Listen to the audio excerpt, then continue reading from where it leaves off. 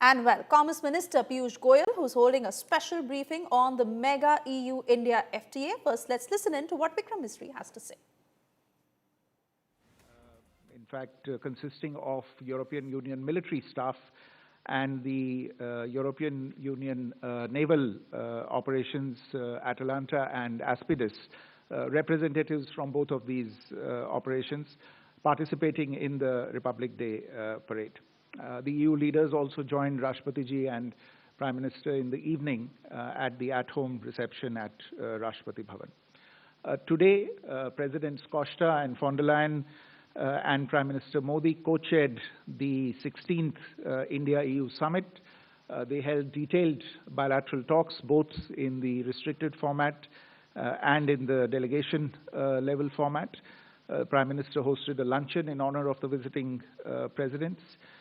There were several key documents that were signed and exchanged before the leaders, including, as you have all come to know by now, the joint announcement on the conclusion of the negotiations of a landmark and historic India-EU free trade agreement, an equally important security and defense partnership agreement between the two sides, and an MOU on a comprehensive framework on cooperation on mobility, among others.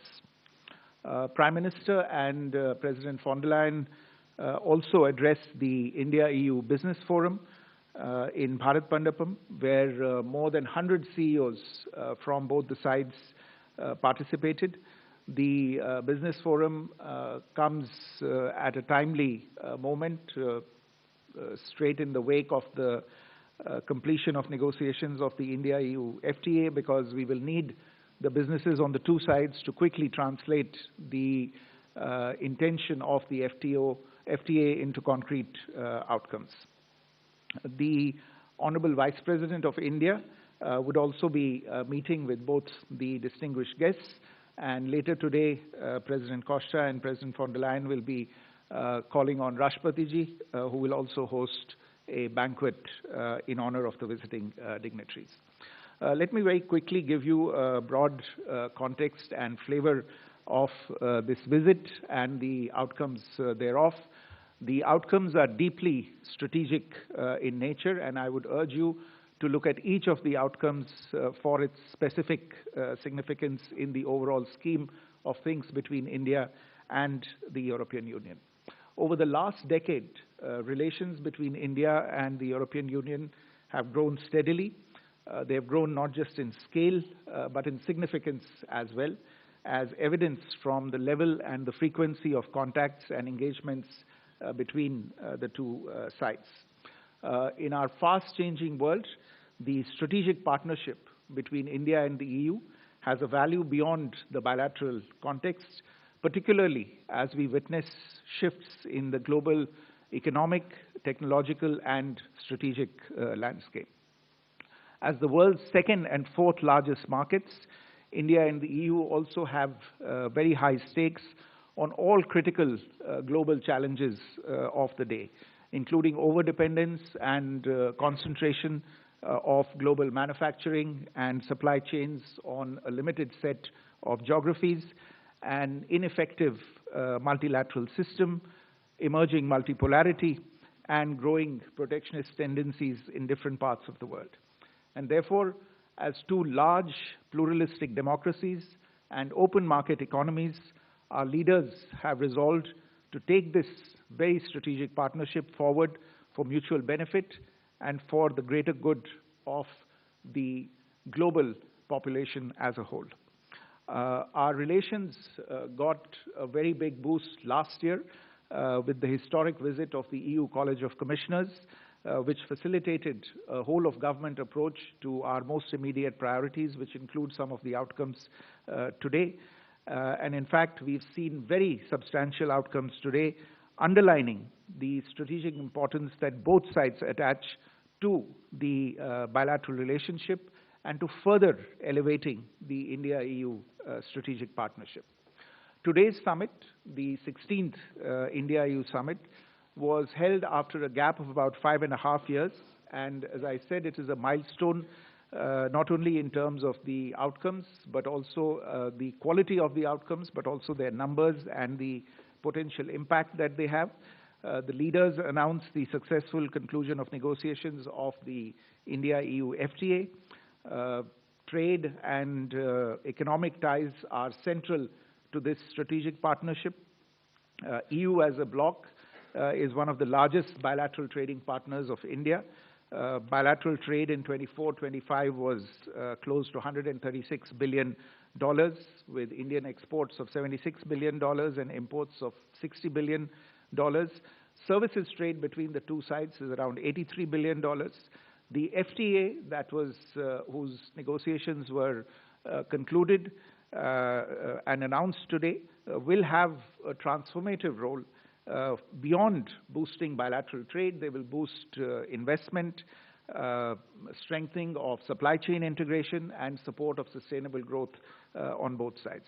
It is important to note that despite these obviously impressive numbers that are already there in the bilateral context, there has always been enormous room for growth in the bilateral relationship, room that was hitherto unexplored and which will now be leveraged to mutual benefit by the two sides.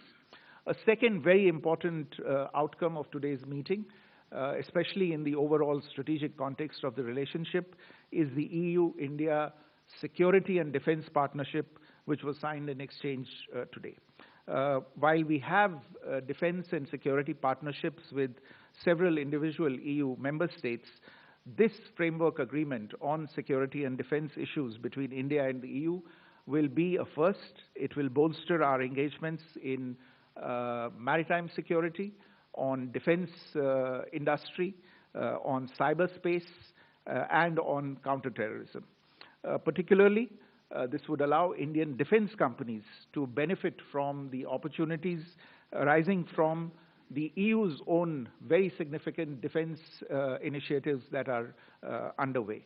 The two sides have also announced the launch of negotiations for a security of information agreement, which again demonstrates the long-term and strategic view that the two sides are taking of their relationship. A third outcome that I would want to invite your attention to is the document towards 2030, an India-EU Joint Comprehensive Strategic Agenda, which is a new roadmap to reinforce our strategic partnership and set the trajectory for advancing the relations across multiple pillars.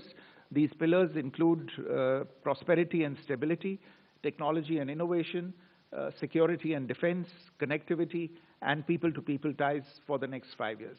I would urge you to go into the details of this particular roadmap to see the depth of intensity and the breadth of coverage that we intend to bring to this relationship. Finally, the two sides also concluded an MOU on comprehensive framework on cooperation on mobility. This is again the first such mobility-related agreement that we are concluding at the EU level with any partner. For the EU, this is a first with any partner for them. The MOU will facilitate and streamline safe, regular migration, support skill development, and ease the movement of highly skilled workers, students, researchers, and seasonal workers who happen to be in occupations in demand between the two sides. The two leaders, in fact, emphasized that some of the strongest relationships between the two sides, between India and Europe, are built by the people-to-people contacts. Today, the Indian diaspora in the EU is over 1 million people. Indian professionals in Europe are making notable contributions in several fields, including information technology, healthcare, engineering, and finance. There are more than 100,000 Indian students in Europe who continue to pursue higher education in leading universities in the EU. In addition to these agreements that I have outlined, there were a number of other important understandings that were reached. This includes the announcement of projects under the India-EU trilateral partnership, the renewal of the India-EU agreement for scientific and technological cooperation until 2030, the administrative arrangement on advanced e-signatures and seals, an MOU between the Reserve Bank of India and the European Securities and Market Authority, an administrative arrangement on cooperation in disaster risk management, and again, very, very importantly, a decision to launch exploratory talks on the association of India with Horizon Europe. Horizon Europe is the world's largest public scientific research program, and India's association with this program can bring us great benefits in the future. In addition, we've constituted an India-EU task force on green hydrogen and set up a EU pilot legal gateway office in India to enhance skill mobility and launch of negotiations, as I said earlier, for an India-EU security of information agreement. So to conclude, the visit of Presidents Costa and von der Leyen to India is emblematic of our trusted and strategic partnership. We are confident that this visit will instill further momentum to deepening of India-EU ties, create more business opportunities, lead to job creation, and intensified cooperation in education and scientific research, opportunities for students, enhanced mobility for professionals and highly skilled workers, and open a new chapter in security and defense cooperation between India and the EU. I want to end by citing two quotations from the leaders at the meeting. President von der Leyen said that the world is waiting for more from EU and India. So this was really an expression of the potential that is there in this deeply, deeply strategic relationship that the two sides are now beginning to explore much more fully. And Prime Minister said during his intervention during the talks that the EU and India have put in place a blueprint for shared prosperity. I think these are the indicators of the sentiment behind the meeting today. Again, an indication of the strategic significance of this visit and of the outcomes that have marked this visit. I'll stop here. Honorable Minister would like to brief you further on the key outcome. Thank you, Vikram. And I'd like to begin by congratulating 1.4 billion brothers and sisters in India. 140 crore देशवासियों को बधाई देना चाहूँगा. Just like Foreign Secretary just articulated in great detail, this visit is extraordinary. It goes far beyond a free trade agreement. It goes far beyond the humongous potential that is being unlocked with the free trade agreement. It is truly a statement of deep partnership and the strategic intent of the European Union and India coming together in a multitude of areas to strengthen our partnership, to work together for the shared prosperity and a better future for 1/3 of humanity. It is a reflection that when 25% of global trade decides to strengthen the strategic partnership, including with the free trade agreement, it unlocks the doors to defense cooperation, greater investments, to cooperation in the field of innovation and science, to further integration of financial markets. And therefore, I would term this visit, as very rightly pointed out by the Honorable Foreign Secretary, as a game-changing and transformational visit in terms of the strategic partnership between European Union and India. And therefore, I think congratulations are in order to Honorable Prime Minister Shri Narendra Modi ji, to Her Excellency Ms. Ursula von der Leyen, the President of the European Commission, and His Excellency Mr. Antonio Costa, the President of the European Council. They have provided visionary leadership, which has further been strengthened with colleagues from almost all parts of government in both the European Union and India. Everybody playing their role to prepare the roadmap and lay the foundation for a very powerful economic, geopolitical, and strategic partnership of the 21st century. We are also very pleased to have concluded negotiations on, as Ms. von der Leyen herself has articulated, the mother of all deals, a free trade agreement which covers 25% of global trade. It is our 8th free trade agreement under Prime Minister Narendra Modi, each and every one of them with developed nations and collectively reflecting an agreement between India and 36 developed nations. With these 27 of the European Union, 4 from the FTA, 31 and 6 more, 37 developed nations and India have entered into free trade agreements in a short span of 4 years under the leadership of Prime Minister Narendra Modi.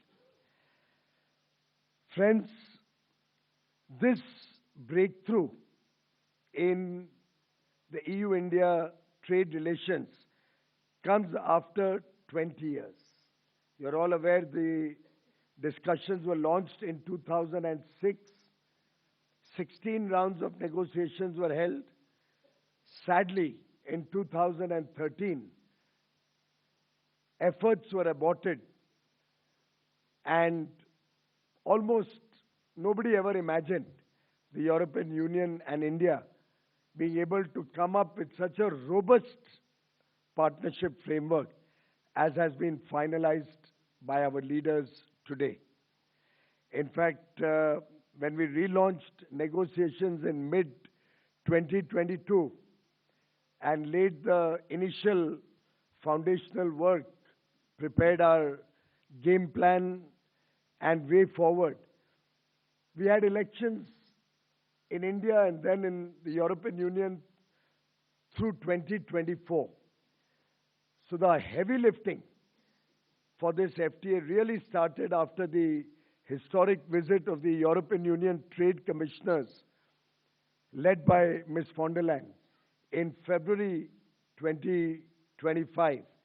And I think it's been the labor of love of the entire government in European Union and India, burning the midnight oil, persevering, working in a spirit of cooperation, India negotiating with self-confidence, both sides agreeing to focus on what is good for both set of countries, the European Union and India, leaving the sensitive issues aside,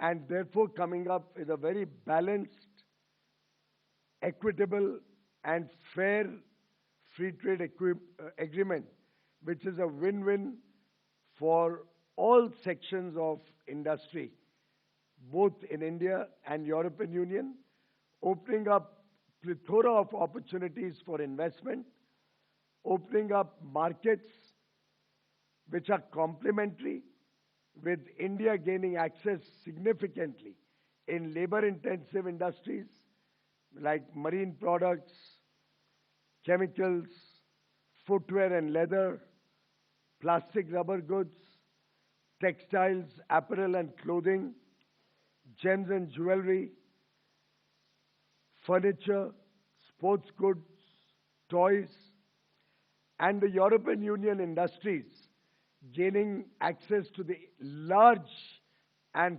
fastest growing economy of India in innovation, technology, sectors of precision engineering, and areas where India continues to look for partnerships and technologies from across the world.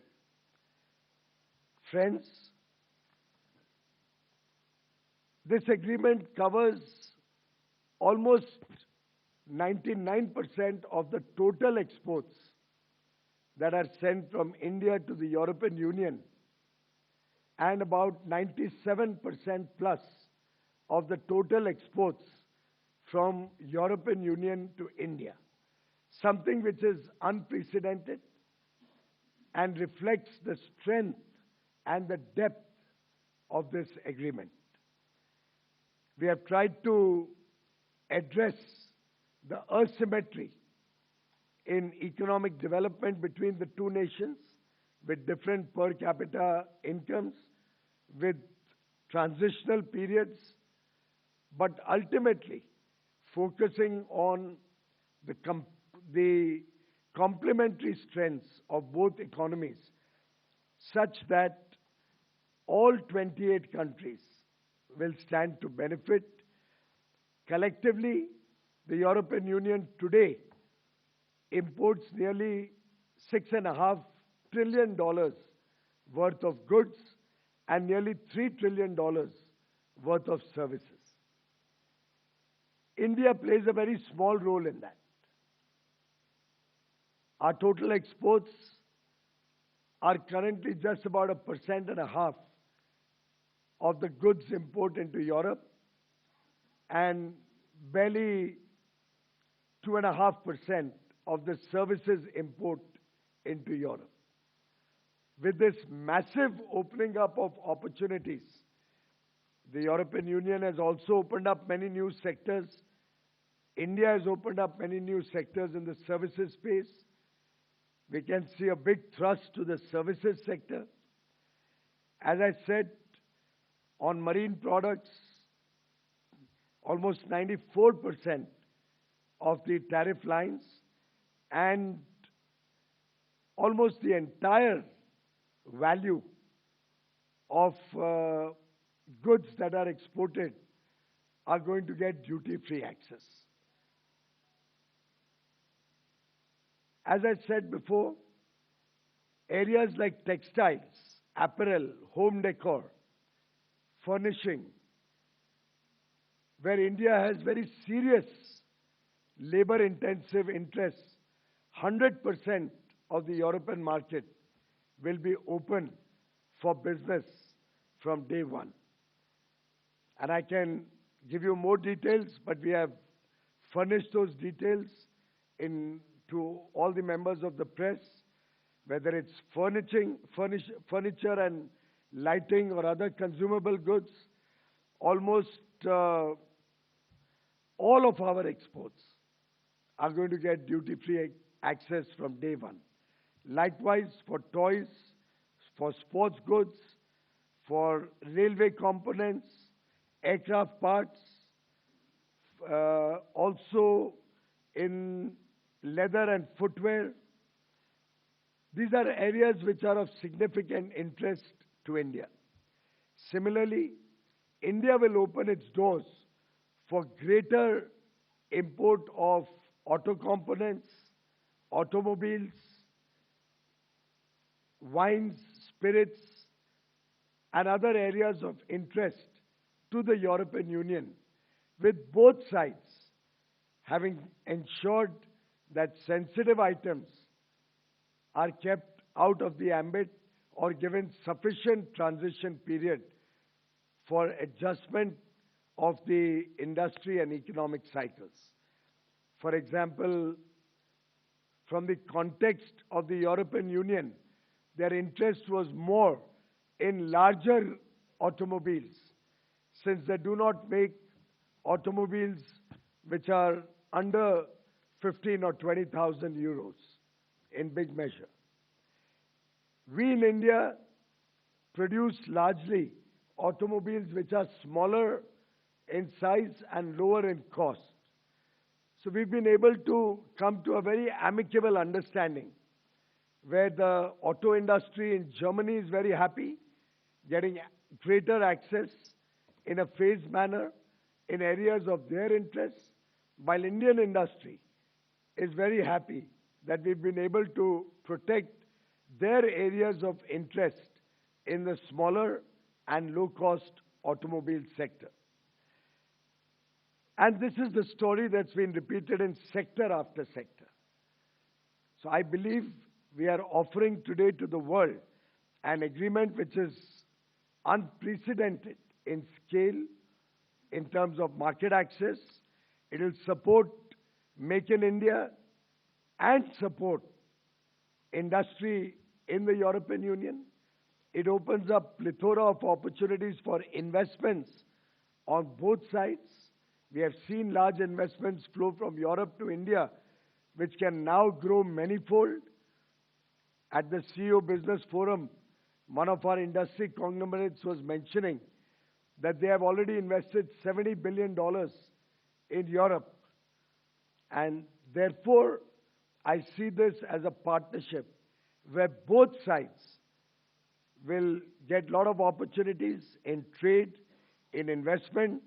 It provides stability of policy, predictability of tariffs and rates, and it provides certainty to business, which is the sine qua non to successful trade and engagement between two large economies. Europe is, of course, a $20 trillion plus economy. India, being the fastest growing large economy, will become a $30 trillion plus economy by 2047 and catch up very rapidly with the developed world. And together, we will work for the shared prosperity and better future for 2 billion people in Europe and India. Thank you very much, friends, and I look forward to a very successful journey through trade, through investments, through all the various areas articulated by Foreign Secretary, be it mobility, be it our strategic and defense partnership, be it our innovation partnership, be it our partnership on scientific discovery, research and development, being our partnership to further our interests in multilateral organizations where we work together for the good of humanity. Thank you very much. Thank you, sir. We now open the floor for some questions. Please raise your number or your hand, and then I'll identify you. Can we go there? 183. And Union Minister Piyush Goyal concluding that news briefing on why this is the mother of all deals and really taking us through the details of the blueprint for inclusive global growth, as he also put out details of how this opens access to over 144 EU service subsectors and unlocks 102 Indian sectors for EU investment. While India and EU have finalized a landmark deal, the summit that highlighted more than just politics, Prime Minister Modi, Ursula von der Leyen and Antonio Costa combined friendship with diplomacy. Getting you all the details in this report.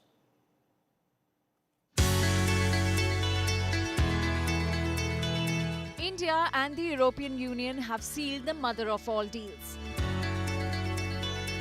And it wasn't just the agreements that made headlines. The camaraderie on display stole the show. Before the big press briefing that the globe had its eyes on, Prime Minister Narendra Modi walked alongside European Commission President Ursula von der Leyen and European Council President Antonio Costa. The trio even raised their hands together for a photo op, sending a clear signal of friendship and collaboration.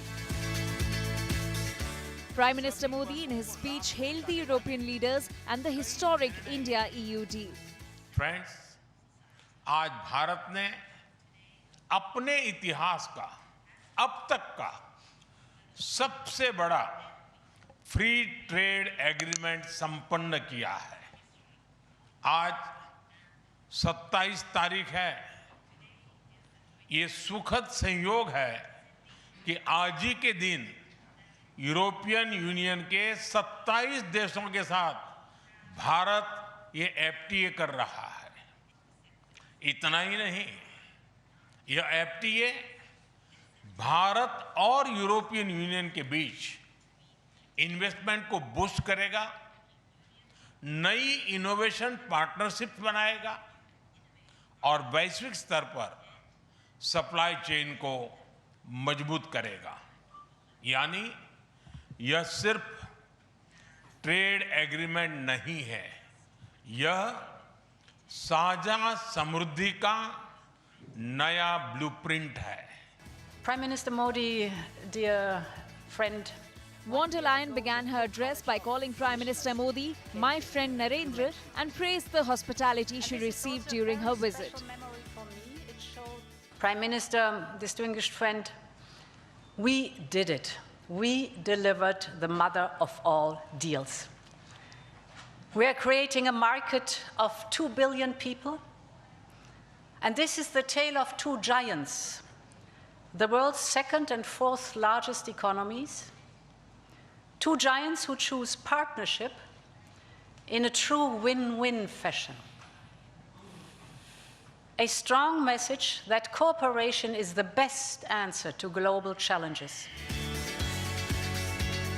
Von der Leyen even likened India-European Union relations to the spirit of the Indian festival Makar Sankranti. 2 weeks ago, India marked Makar Sankranti. It's the beginning of Uttarayan, the sun's northward journey. From darkness to light, from stillness to growth, from what was to what can be. And that is what makes our summit so unique and timely. Even her wardrobe made heads turn, a striking blue bandgala just a day after she wore a brocade bandgala at the Republic Day parade. Meanwhile, European Council President Antonio Costa highlighted his personal ties to India. I'm the president of the European Council, but I'm also an overseas Indian citizen.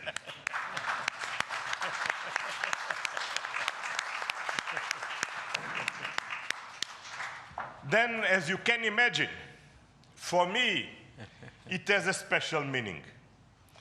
I'm very proud of my roots in Goa, where my father's family came from.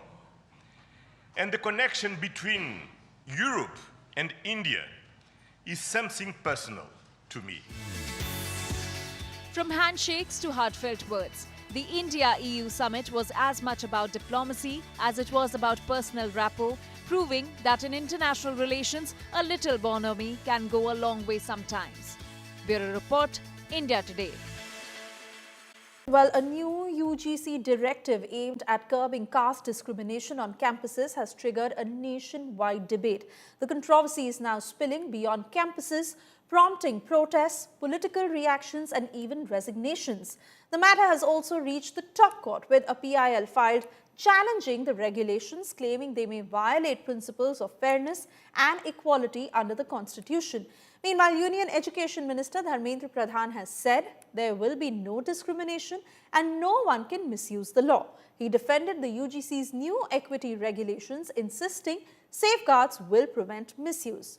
On the other hand, protests that have been reported in Delhi, Meerut, Hapur, Saharanpur, Alwar and Madhubani, these protesters who argue that regulations lack clear procedural safeguards, do not specify verification mechanisms for complainants and complaints, and may also allow misuse and can foster campus tensions.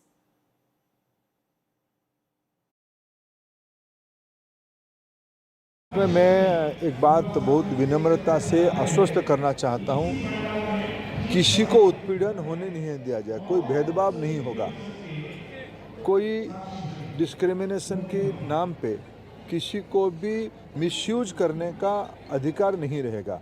इसमें UGC हो, भारत सरकार हो या राज्य सरकार हो, इसकी दायित्व रहेगी।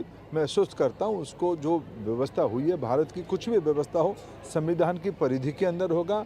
और ये जो विषय आई है ये तो सुप्रीम कोर्ट की निगरानी में व्यवस्था है। अब इसका अध्ययन करना चाहिए कि कितना सामाजिक न्याय हो रहा है। 45 सेंट्रल यूनिवर्सिटियां हैं, ST के 1 वाइस चांसलर है, इनकी नियुक्ति का अधिकार सरकार को है, SC के 1 हैं और OBC के 5 हैं, यानी कि 45 में से 7 जो हैं vice chancellor SC ST OBC के, बाकी सब स्वर्ण जाति के। तो स्वर्ण जाति की संख्या क्या है और ये अनुपात क्या है, ये सामाजिक न्याय सरकार का। तो मैं मानता हूं कि ये एक ट्रैप है और इसके अलावा कुछ भी नहीं। जैसा 2 अप्रैल 2018 के आंदोलन के बाद सरकार ने कहा था कि हम इसको मजबूत कर रहे हैं SC ST एक्ट को, लेकिन आज भी अगर 7 साल से कम उम्र की सजा में SC ST एक्ट लगाया तो पुलिस गिरफ्तारी नहीं करती। ये एक ट्रैप है, इनको चाहिए कि वो बैकलॉग पूरा करें। ये पूरी तरीके से अपनी नाकामियों को छिपाने के लिए हिंदू मुसलमान किया योगी मोदी सरकार ने। अब UGC के माध्यम से भाई भाई को बांटने का काम कर रहे हैं, बंटवारा कर रहे हैं। मैं समझता हूं कि निश्चित तौर से अब ये जाने वाले हैं, क्योंकि अब अपने आखिरी चरण पे आ गए। कांग्रेस ये नहीं होने देगी। कांग्रेस के लिए सब एकजुट हैं, पूरा देश हमारा एक साथ है और सब लोग एक साथ मिलकर भारत माता की जय बोलते हैं।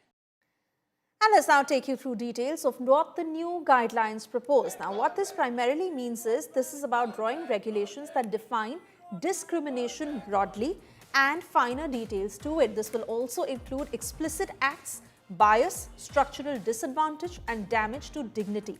Equal Opportunity Center and Equity Panel that will now be mandatory in every university, and the work of this Equal Opportunity Center would be to probe such cases and complaints. A committee will be formed in these committees that are primarily to receive complaints, investigate, and then recommend action against any such case if a person is found guilty. Equity squads that will be monitoring vulnerable campus spaces, and remember, the equity squad that must ensure equal representation when it comes to SC, ST, OBCs, women, and those with disabilities. Equity ambassadors who will be present in hostels, libraries, and departments to monitor the situation to see if any such cases of discrimination are happening, and a 24-hour helpline that will be there to connect directly with the cops. But why are these protests escalating? Remember, it's not just protests across various cities, but now even resignations have followed. And what are the misses in these guidelines that are being objectioned upon? Now, there are no provisions as far as malicious or false complaints are concerned, and this happens to be the biggest drawback, where people are now saying that a certain section is being targeted. And what about those who bring about false complaints? There is no mechanism for compensation, counseling, or reputation repair. There is no guidance on handling academic or administrative disputes.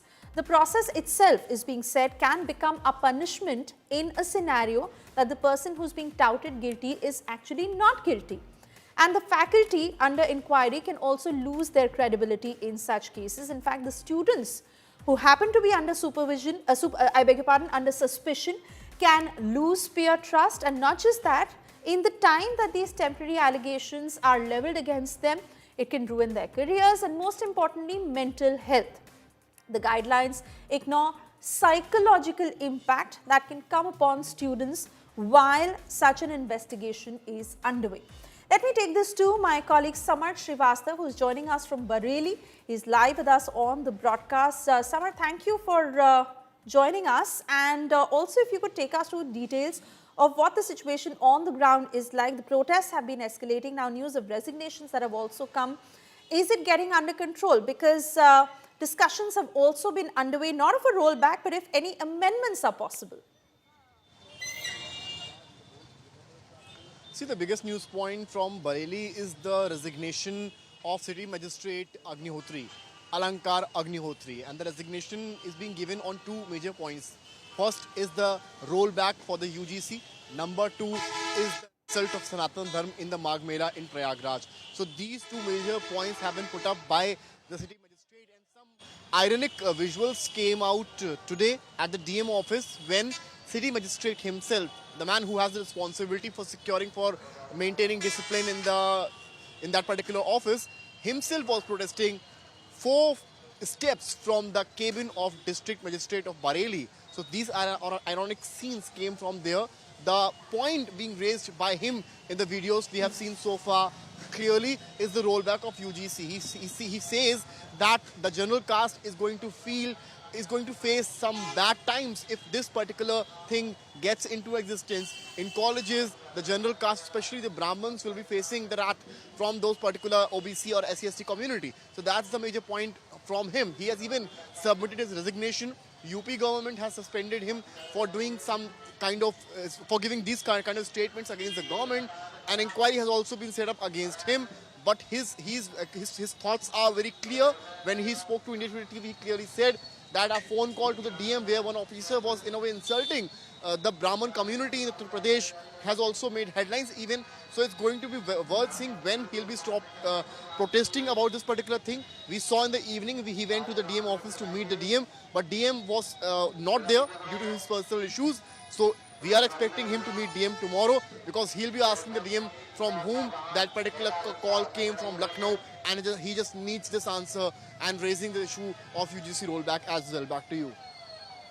All right, let me also take this to my colleague Anmol Bali joining us live from Delhi. Anmol, with regards to how the fire has been escalating on this particular issue, the government saying that there will be no misuse of these rules, but hard to say given how sensitive these issues can become. Now, what is the introspection happening on that front? And again, as I ask, are amendments possible?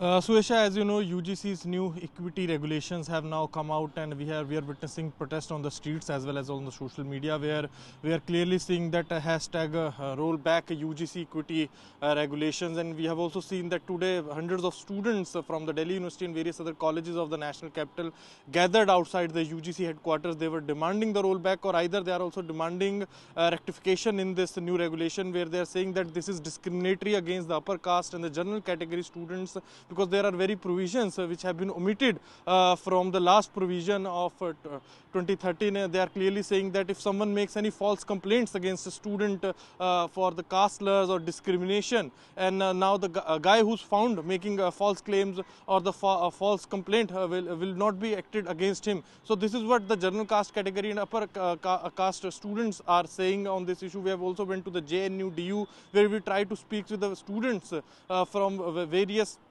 categories and from the various classes. They clearly they were silent, but many students have come out and they're asking for the amplification in this. And the students have also said that in upcoming days they will be protesting, they will be hitting the streets like they have done today in national capital, in Lucknow, in Bareilly. Also we have seen a protest where students have come up in large number, especially in the Uttar Pradesh, and in Delhi also the Swan Sena, the Karni Sena and various other right-wing outfits have clearly said that they will be demonstrating against this new UGC regulations. But various other student outfits like NSUI has welcomed this new regulation, but they have questioned about the representation. They have said that there should be a retired Supreme Court justice in the committee. On the other hand, ISA, the left-leaning student organization, have also welcomed this new regulation, but they have questioned the implementation.